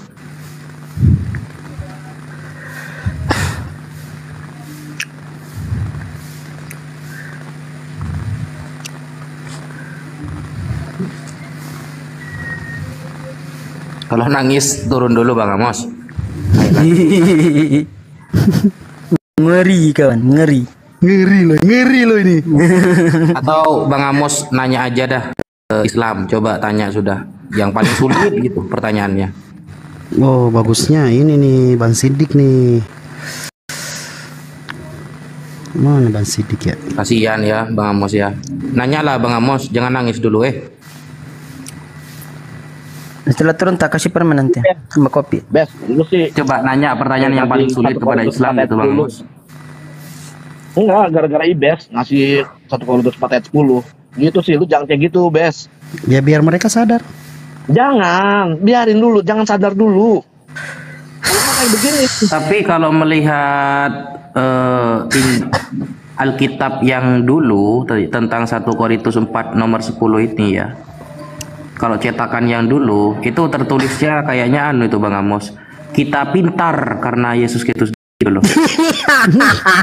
Jadi husnudzon saja, mungkin itu sama Paulus dirubah. Akbar. Ya Allah. Tuhan. Kalau lupa.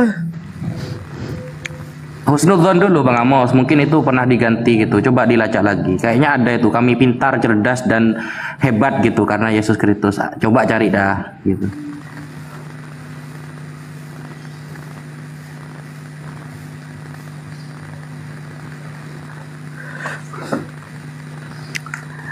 Ngeri loh ini, ngeri.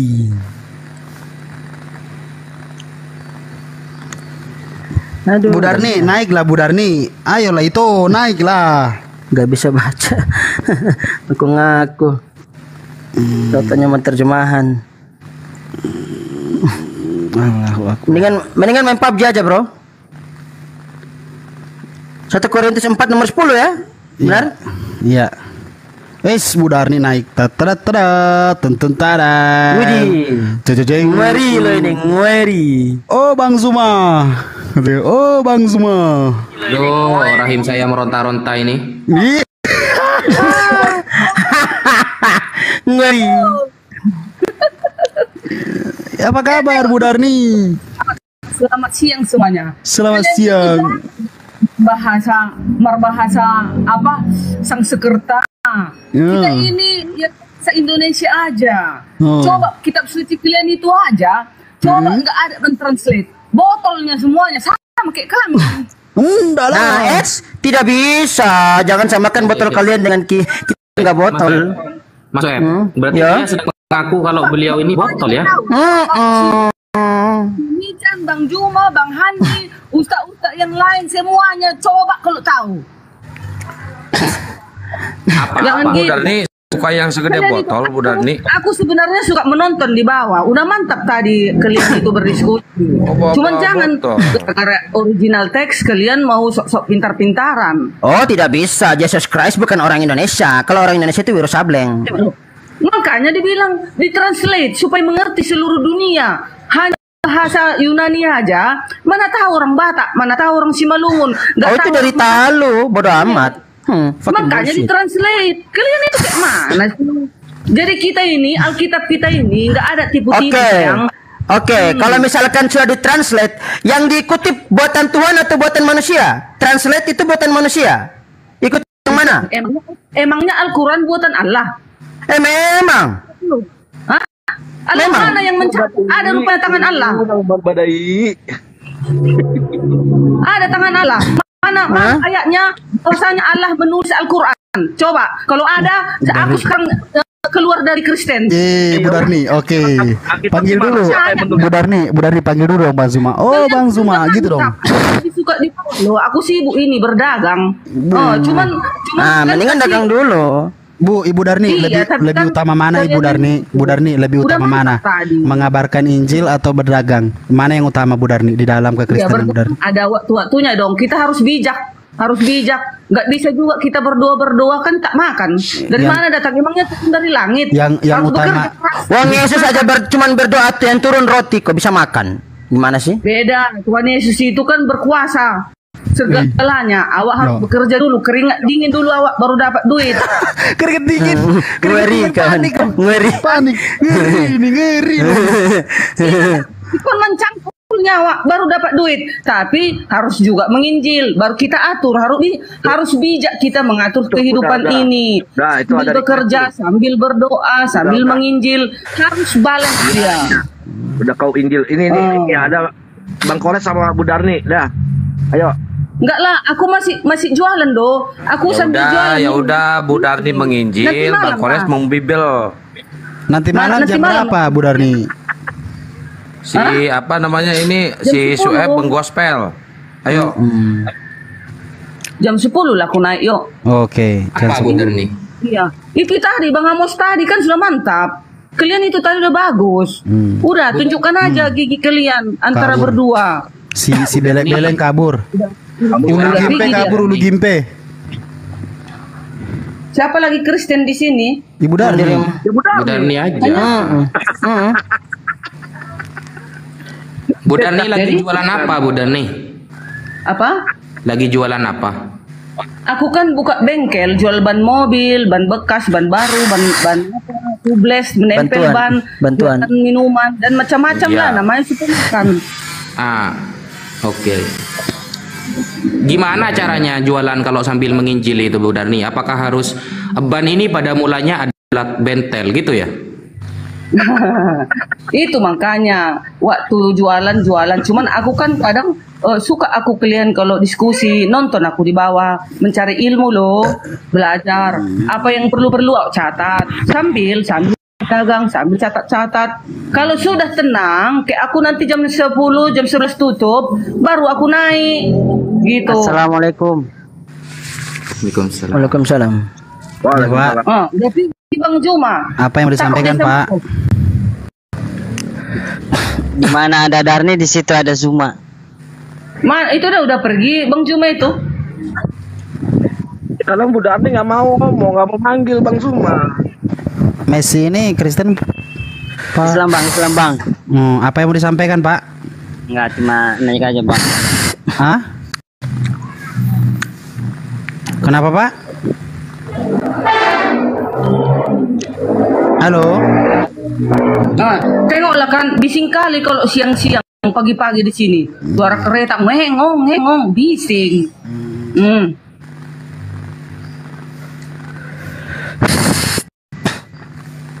Cek 1 2 cek 3. Nah. Ayo Kristen naik, yuk Kristen naik. Apa Bu Dani yang mau dikocek? Apa yang mau kita bahas? Ini Assalamualaikum, selamat malam.